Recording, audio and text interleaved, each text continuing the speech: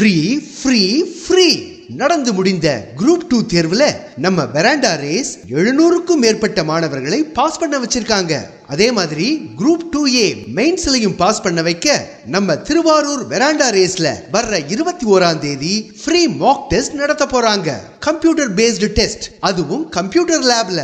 இந்த free Mach டெஸ்ட்ல group 2Aல pass ஆன யாரு வேணாலும் கலந்துக்கலாம். 22ஆம் தேதி அடுத்த நாளே இப்ப புதுசா அப்டேட் ஆயிருக்கிற TNPSC குரூப் 2 குரூப் 4 சிலபஸ் பத்தியான ஃப்ரீ ஓரியன்டேஷன் கிளாஸும் நடத்த போறாங்க.